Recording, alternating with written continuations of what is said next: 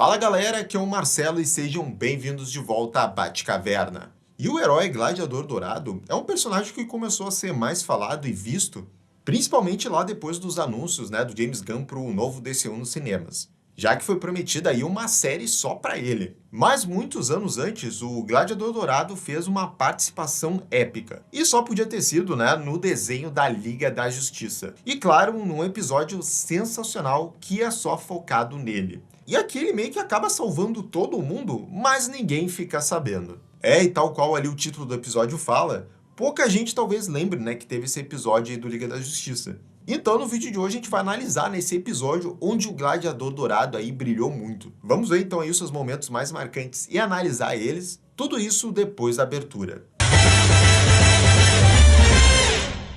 E galera, só antes da gente começar o assunto principal desse vídeo, já vai deixando aqui o seu bate-like e também o seu bate-comentário. Coloca aqui nos comentários se você gosta do Gladiador Dourado, ou se você nem conhecer ele, deixa aqui nos comentários. Dito isso, esse episódio que a gente vai analisar hoje, ele faz parte então da primeira temporada do desenho do Liga da Justiça, mais da fase aí dos Sem Limites. Ele é o 7º episódio, então, dessa primeira temporada, e ele se chama A Maior História Jamais Contada. E esse título realmente combina muito aí com o Gladiador Dourado. Para quem não conhece, esse herói e o seu fiel robô ajudante Skids vem do longínquo ano de 2046.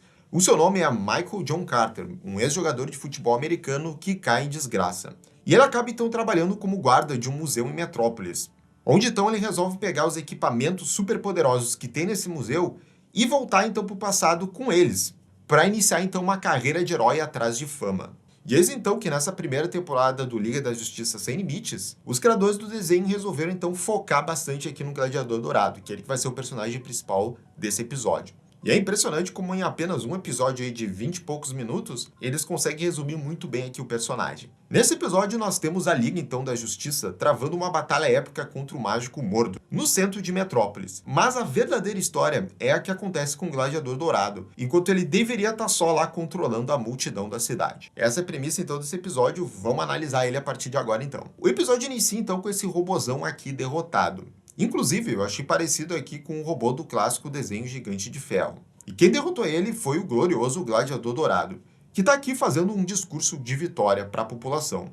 Cidadãos de Metrópolis, este é o Gladiador Dourado! Mas ele nota aqui que todo mundo parece não saber quem que ele é. O próprio Gladiador reconhece isso e chama o seu fiel escudeiro, o robô Skids.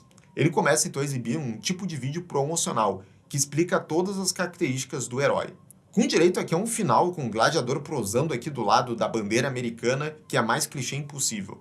Mesmo com tudo isso, o público nem liga e vai embora. Um garotinho até pede um autógrafo, mas depois ele lamenta ao ver que o Gladiador não é o Lanterna Verde. Eu pensei que fosse o Lanterna Verde. Nesse começo aqui a gente já vê, que o Gladiador Dourado é esse herói aí que busca grandes aspirações. Que ele quer muito a glória e quer ser reconhecido. Mas isso pelos motivos errados, como a gente vai ver mais pra frente. E também ao mesmo tempo que ele vai ser muitas vezes aqui ao longo desse episódio ser reconhecido, como Lanterna Verde, mesmo ele não sendo verde. Tudo isso já dá o tom aqui desse episódio que vai ter sim boas tiradas aqui de comédia. De volta na Torre de Vigilância, o Gladiador conversa com o Caçador de Marte sobre ele ter mais protagonismo na Liga. O John fala que ele não consegue entender essa fixação do Gladiador pela fama. E este ainda tem a coragem de dizer que o nome do John, Caçador de Marte, é difícil de lembrar e pronunciar. Já o dele é uma delícia. Ironicamente, o Marciano fala que essa é a razão pelo qual ele é esnobado por muitos dos outros membros da Liga.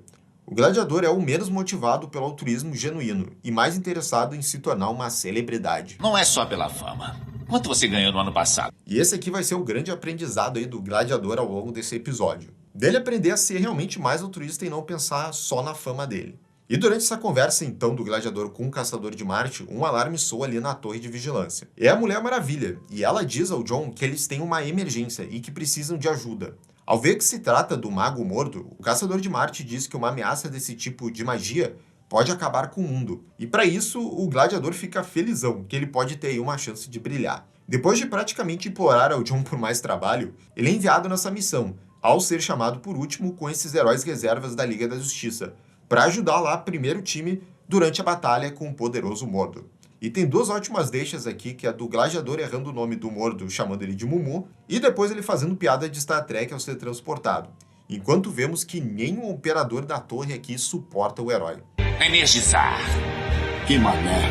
E sério, a cara desse funcionário aqui da torre de vigilância é impagável. Isso é até bom pra mostrar que não é só uma antipatia lá dos outros heróis, que seja da liga do time principal ou do time B, que realmente até os funcionários aqui não aturam o Gladiador Dourado. E bem, finalmente então o Gladiador Dourado é enviado para uma grande missão. Qual que vai ser o papel dele então aqui? Na chegada dessa segunda equipe, o Lanterna e o Batman já selecionam alguns para irem com eles, sobrando apenas o Homem Elástico e o Gladiador Dourado. A princípio, o Gladiador acha que é piada do Batman, mas como ele vê bem, o Batman nunca brinca.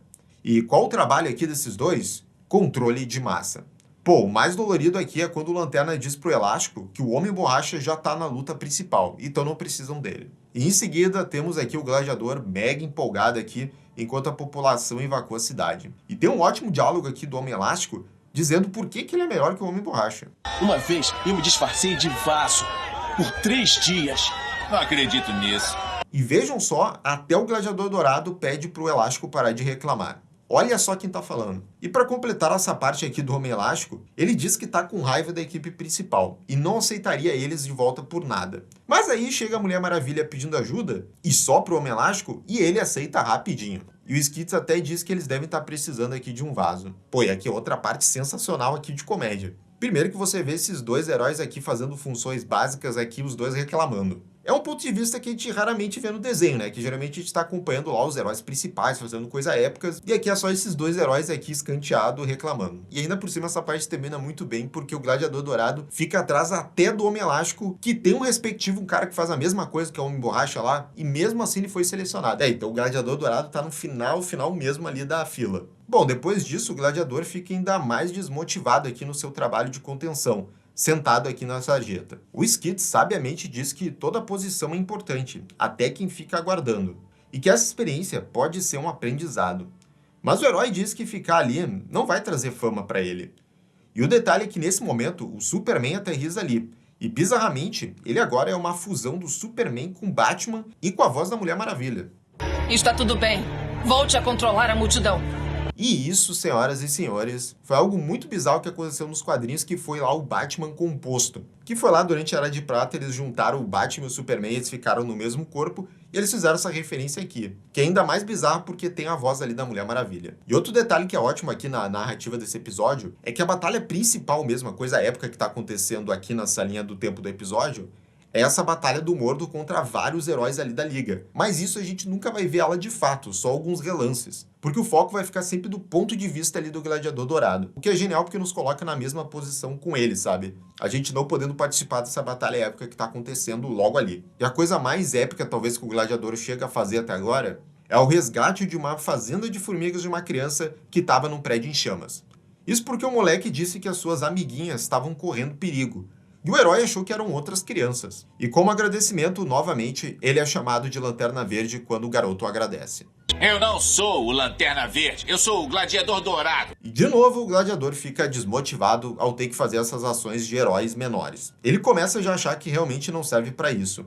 Mas o Skits, de novo, fala para ele se preparar, que algo grande pode estar no seu caminho. E aí o episódio corta, mostrando aí o Gladiador ajudando uma senhorinha de como ela pode sair da cidade. Mas é aqui que a grande missão, então, do Gladiador inicia. Isso porque um acidente nos laboratórios Star, para variar, acontece. O Gladiador entra no laboratório e ele já se apaixona aqui por essa cientista que ele encontra. Ele a ajuda, e quando ela acorda, ela diz que o mundo vai acabar. Ela explica que uma nova matriz de energia que eles estavam experimentando ali se libertou do seu casulo de contenção e se fundiu com o seu colega ali de trabalho chamado Daniel. E como resultado, o homem agora virou um buraco negro em miniatura, que ameaça destruir tudo. E detalhe ali que durante toda a explicação o Gladiador só fica reparando ali na beleza da cientista, sabe? Mas a questão agora é que ele realmente vai ter uma missão muito importante, né? Que é um grau de risco muito alto, e ao mesmo tempo tem nos olhos dele uma donzela em perigo também, que aí é o mais clichê possível de missão que o Gladiador adora. E a situação é a seguinte, tá tendo aquela batalha épica do Mordor com a Liga, enquanto o Gladiador de fato tá numa missão que pode destruir o mundo. Ela é ainda mais importante, mas quando ele tenta avisar o Jon na torre sobre esse mini buraco negro do juízo final, o Marciano o ignora e desliga na cara dele. O Gladiador, claro, não conta isso para a cientista, que se chama Tracy. Ela mostra o colar que poderá utilizar a energia que está dentro do seu colega. Mas o Gladiador parece estar mais interessado em saber se esse Daniel é só um amigo ou um namorado. para o que ela só responde que é só um amigo mesmo. E aí os dois saem atrás do pobre cientista que ameaça o mundo. E assim, o Gladiador Dourado, em termos de personalidade, ele não é um dos melhores, não. Ele é até bastante detestável, né? Mas isso aqui é proposital aqui do episódio, porque até metade aqui, quando ele inicia essa missão aqui importante, o roteiro mostra todos os defeitos que ele tem. Porque aí, mais da metade aí pro final, a gente vai ver ele realmente crescer, e por isso que é importante mostrar esses defeitos primeiro. A princípio, ele acha que vai ser uma tarefa fácil. Ele vê o colega lá da cientista e chega pertinho para colocar o colar nele. Mas ele começa a ter um monte de azar. Primeiro, um carro é arremessado lá do local da batalha principal e o acerta. Depois, esses dutos que estavam nesse caminhão também quase acertam ele. E no meio de tudo isso, o gladiador, de alguma forma, ele consegue ajudar num parto de um bebê, já que ele encontra essa mulher presa numa ambulância abandonada. O Skids ajuda ele, e essa nova mãe mostra sua gratidão com as seguintes palavras. Obrigada, Lanterna Verde! O cara realmente conseguiu já ser heróico. Mas não para por aí. Ele encontra a Tracy sendo quase sugada aqui pelo buraco negro. E com muito esforço, ele consegue salvá-la. E quando tá pintando o clima aqui entre ela e o gladiador, o Skids interrompe eles, dizendo que o buraco negro tá lá no sistema de metrô. E chegando lá no metrô, ele vê o sistema sugando um trem inteiro. O coitado parece estar realmente perdendo o mesmo controle. E quando o gladiador vai de novo tentar colocar o bendito colar nele, o herói é acertado por outro trem, à la Looney Tunes. Nesse processo ele perde lá o cientista de vista. E aqui o gladiador fica ainda mais cabisbaixo por falhar de novo. Ele diz que ele não é nenhum super-herói. E ele se pergunta o que todos fariam se soubessem a verdade sobre ele. E aqui a gente vê finalmente, né, o homem por trás ali de tantos equipamentos lá que ele roubou lá do museu, finalmente se revelando, que é o Michael. E aqui ele com certeza está se referindo ao fato, né, dele só ter pego nessas partes super poderosas lá daquele museu, e com isso ele virar um herói. Mas o problema é que ele realmente não tem um grande feito, não tem uma grande origem honrada e tudo mais. Ele é uma fraude. A cientista encontra com ele, enquanto o Skids anuncia que o buraco negro está chegando no seu limite. Ou seja, próximo de destruir todo o universo que conhecemos.